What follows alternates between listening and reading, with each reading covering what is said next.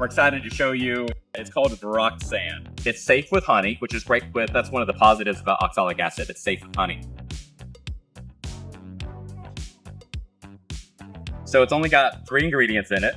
It is oxalic acid, it is glycerin, and it is a cardboard matrix. So this isn't like a standard cardboard.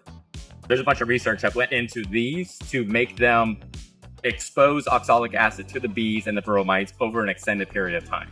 So if you know anything about Randy Oliver's work, you know that he's tried a lot of different products, from the blue shop towels to the Swedish sponges, as he's trying to put enough oxalic acid in the product and make it so that the bees remove it, but not remove it too quickly, because you want to have a long exposure to oxalic acid, and that's what this does. So in that pack, you get 60 of those strips. And typically, the instructions say, use 1 strip for every frame of bees, is what the instruction says. And kind of interpret that as kind of in a brood nest. So the package says up to 4 of these strips for every brood box. And then also it says that it's safe with honey, which is great. That's one of the positives about oxalic acid. It's safe with honey.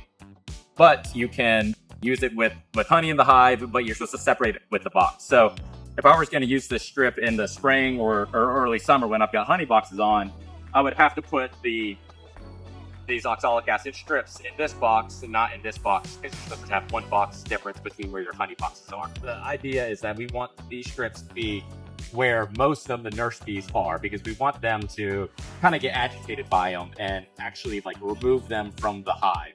So the treatment period for these is hang Varroxsan strips in the brood chamber in such a way that bees can walk on the strips slightly away from the surface of the frames, leave the strips inside the hive 42 to 56 days, and then remove them. And when you put it in there, you're supposed to have a frame separating them, so you don't put it on frame 4, 5, 6. Put it on frame 2, 4, 6, and 8. Okay? So you pull these out, however many that you need, and then you're supposed to like pre-crease these so that they hang on the frame. So they don't lay across the top, because you want the bees to have access to all the sides of them. So they're going to hang just like this over the frames. So the strip is about, it looks like it'll hang nicely over a medium frame or a deep frame. I actually thought these were going to be about 9 inches tall, but they're actually not. When you fold it over, they're a little bit smaller than I thought.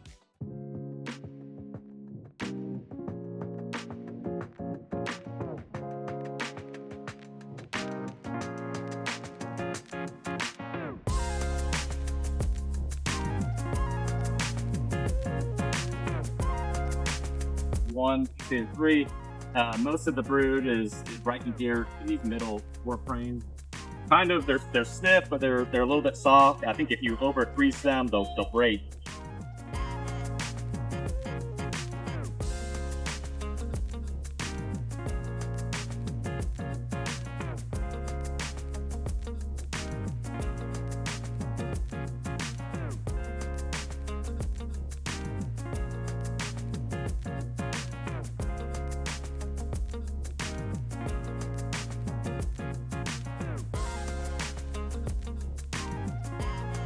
I'm not pushing them in too hard. There's a little bit of a gap underneath there. Like, you want maximum exposure to these strips. So I don't want to like press them down so that they're too tight, but they're hanging loosely right between the frames. Take this frame, put it back in there.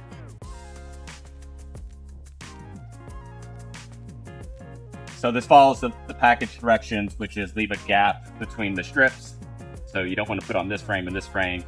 You need a little bit of space between them. So this looks good for me. So what I'll do is leave these in here, close up the hive, check it, take these out, and 56 days. A little light on top on the food, so we'll feed them, just kind of get them a little bit pretty winter. You can see we got a feeder on there with 2 to 1 syrup in there. So we'll close this up, and we'll check back in and when the shipping period is over. So we've got this on our website, the Varroxsan. Hopefully you found this helpful.